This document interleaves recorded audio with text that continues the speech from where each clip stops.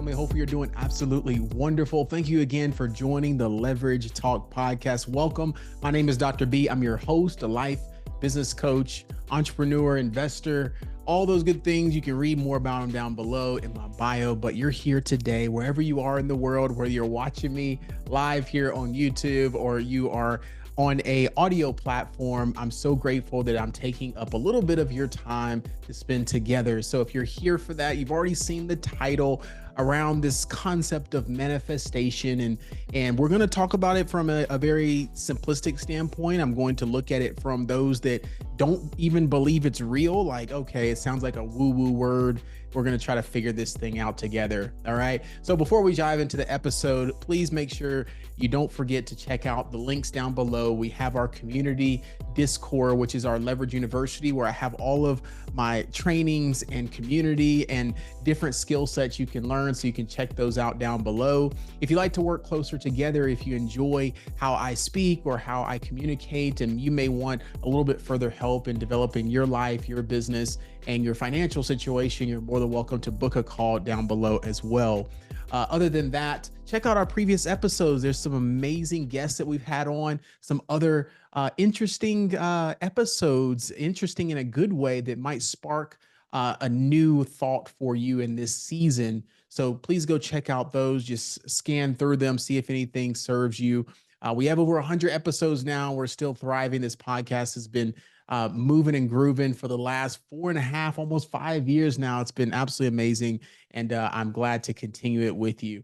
All right. Thank you so much. Without further ado, let's dive into today's episode. We're going to be talking about this concept of manifestation, this abundance concept. Now, I've been on this Kairos journey. For those that don't know, it's been my own personal development journey that I'm taking myself through for 6 weeks. It encompasses a physical portion, transforming my body, getting back into a conscious health state, eating the right foods, trying different foods, and just feeling better about my physical appearance. We've got to look good. We got to feel good. We perform good, right? So I highly believe in that concept. And if you're not in that state, I highly recommend you get there. I also have a emotional or a reading piece to my journey, which is I'm reading a book a month right now. So I've already tackled one in first 2 weeks. So I probably will knock out maybe 2 books this month. The first book is the One Thing. So I highly recommend that. Just dialing in what is that one thing that you really want to hone in and focus in on. What is, people use this term, the purpose, right? What is my purpose? What is my calling? What is one thing that I can do really, really well and serve other people and take care of my family, take care of myself. So that book was amazing. Great learning lessons and concepts from there. Another one is a spiritual journey, getting closer in connection with God. And then finally is my financial, getting back dialed in on my budgeting, my financial acumen, improving that continuously and sharing it with my community. So that is my Kairos journey. Go look it up. Go check down below in the links. You can see more about that. All right. But this week 3 for me, and this week has encompassed some new learning lessons. And this lesson this week for me, last week was awareness. We can't go anywhere until we're aware of who we are, how we got to where we were, or where we are right now, and where in the world are we trying to go. So the next process of transformation for many people is they have this idea of what their life wants, what their life wants to. We're going to keep this rolling. What in the world do I want my life to look like? There we go. And how do I get there? So this provoking idea comes from this concept around a situation that is formed in your life. From that situation forms a thought, and then from that thought brings in feelings, i.e. emotions, and then it forms into a behavior. Some may call it a habit loop. Some may call it this way of cognitive behavior, the way our thoughts roll around our head and process things. So if you did know that, wonderful. For those that are trying to like understand, like, where do I go? Because it seems like everything's so conjumbled right now. You're trying to make a decision. whether to leave the job, stay at the job, get a promotion. You got new kids coming into your life. You're trying to get the kids out of your life. You're trying to stay healthy with your partner. You're trying to get your finances in order. And there's situations that just keep coming in and out of your life. And there's these thoughts, and you're trying to like manage these thoughts and then move these over here and then take care of those later. And it's all building into this emotional state. And that emotional state evokes a feeling, or it evokes some type of behavior, whether we crawl up into a ball, right? And we deflect, we diffuse situations, and we put them off in fear or scarcity or whatever that might be, hesitancy. But from there, how do we actually get out of that state of retraction and diffusion and deflection and get into a state of actually making these dreams, these ideas, these concepts, this dream life that you would like to live? Some of you are like, I'm already living my dream life. But if you already created the life you think God has presented to you, or that you have dreamt about your whole life, there's always another level and always a shift or a change that's going to come in that you may be aware of or may not be aware of, right? And there's always room for growth. We got some interesting sporting events coming up. We've got the Olympics, and recently me and my girlfriend, we went to a Euro 24 game. She had never been to a soccer game. I'd been to an MLS game. And my point in this story is that there are Olympians that have been waiting 4 years. There are people that have multiple gold medals and multiple, so much money in the bank that they don't know what to do with, and endorsement deals. And what makes that athlete, that person, dream bigger, right? Manifest more, create more. And this idea that we've talked about previously, and I wanted to bring back up, is this idea that we have never fully formed, right? I don't care if you're 50 years old. I don't care if you're 60 years old. I don't care if you're in your early 20s and you think you're grown. I don't care what stage or generation that you grew up in and you think things should be the same. There's always room for growth and change and evolution. That's how God and the universe was built, to evolve, right? So if we're not evolving with that and continuously to see that there's always room for a lesson, then we're ultimately stagnated, right? So let me give some definitions for those that are listening and for those that are watching. Hopefully you can feel my energy here, and see my energy as well. So I always like to start off with a definition so everyone is on the same page. Manifestation is a public display of emotion or a feeling or something theoretical made real. Okay. This manifestation can be looked in two ways. It can be looked at as a, like I said before, a woo-woo word, like, Brian, just take the action, create what you want to create. Like, we're getting too deep in all this stuff. Others of you are like, man, like, I really want to understand how the dreams I'm having, the feelings I'm having, I don't know how to process it. I don't know how to explain it to anyone. No one understands that I'm not where I'm supposed to be, right? For those of you, you might be even simplifying it as like, man, I'm meant to be great, right? I'm meant for more. There's something else out there for me. How many of you have thought that? I know I have. But then there's that reality that sets in, like, I don't know how to get there, or I don't know what signs, right? It says theoretical made real, theory, right? Some assumptions that might be building up, some dreams that you're like, man, that seems too real, but I wake up and I'm still in my reality of life, right? Um, so it may also have origins of religion or spirituality tapped into there for those that are more religious, for those that are more just spiritual and you're just believing in yourself and you believe in, just the universe and that things are going to happen. You're more of a realist. Cool. Right. But there's also this alternative definition that talks about an event or an action or object that clearly shows or embodies something, especially an abstract idea. Okay. An action or a fact of showing an abstract idea. We recently talked in my mentorship level, which is a higher level with my clients that want to join a group coaching call in a more intimate setting. We do it every other Monday, right, with high level thought leaders and entrepreneurs and businesswomen and businessmen. People are getting their PhDs, and it's just awesome, right? And we were talking about this idea of manifestation and if people in the community actually believed in it. And an interesting response, and you may believe this as well, is that some responded in a sense of, I think the word is not being utilized properly. I think the word is being used as you just dream and it happens, right? Like I was mentioning the Olympic reference. You just wake up and I'm meant to be great and all my gifts will come upon me, and everything will make sense on that day. There's going to be a magical day where everything just makes sense.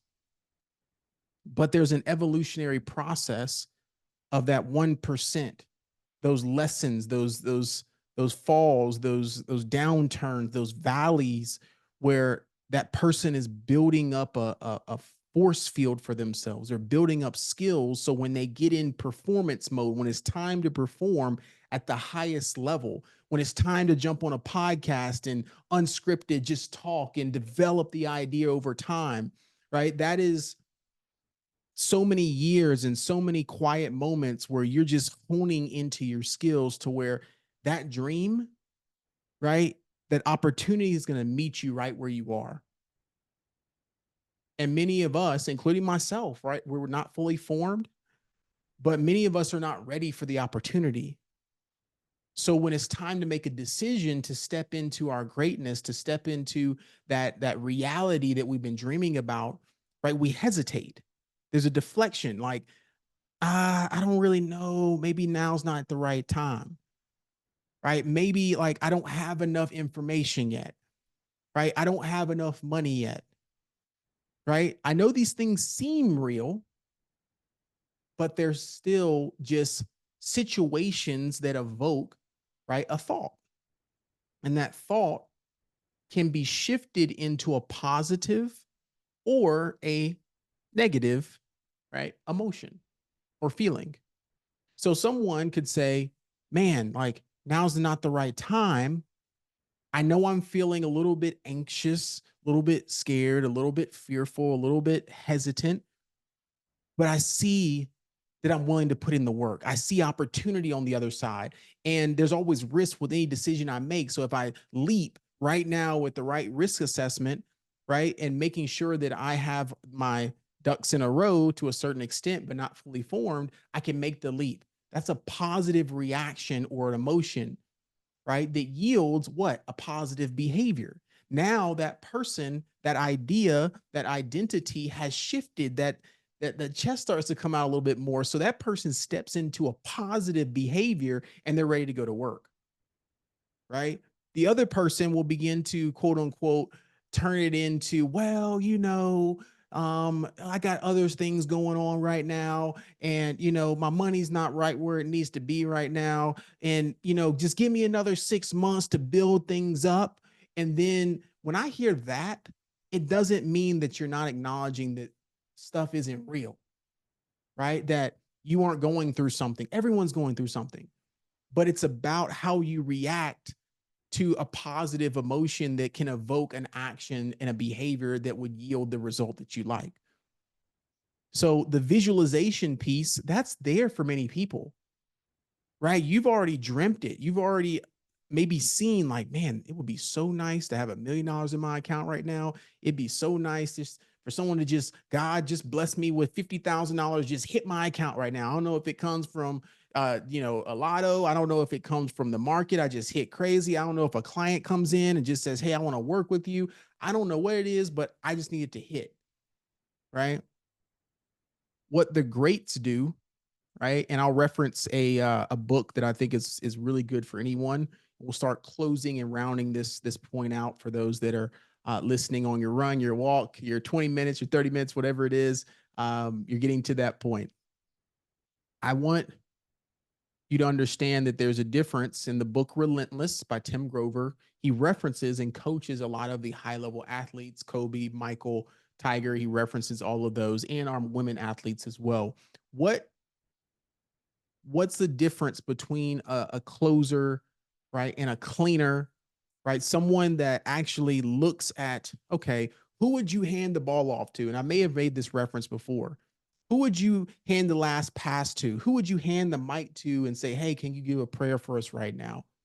Right? Are you that person? And it doesn't mean everyone is meant to be, but it means to be when your opportunity is given to you, when that mic is stuck in front of your face and said, hey, tell me who you are.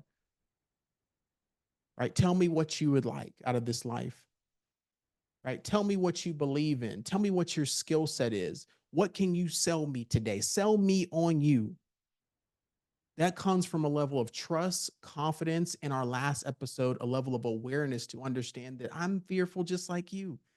I used to be that person and still someone am. That person, a younger version of Brian, is still not left. Some of you remember that younger person, like, man, this dude, I knew he was always a nice dude, maybe, right? High school, college, whatever, but he wasn't this vocal, right? He wasn't this animated. There's thoughts. This is years of built up thoughts that I'm like, man, why didn't I come out with myself so much earlier? It's because I really wasn't asking the right questions to myself. I really wasn't creating the ideas and making them reality. I wasn't believing strongly enough and trusting in myself and my skill set strongly enough to defend them, right? Because we would be listening to that exterior world, right? The parents, the friends, right? The people that are in places where you may not want to be. You love them, but you don't want to remain there. So you've got to be able to defend, good or bad, what you want out of your life. Hey, I want to move. I don't think it's right to move. Have you heard of this place? And it can be like this. And you don't defend it and you listen to those naysayers, you will retract and deflect and deter and delay where you're supposed to be called to be. There's also this notion that, okay, well, what if that person's right? What if the universe is right? Like, what if I go after something, Dr. B, and then I go after it and it doesn't manifest? It's that I told you so moment. I failed.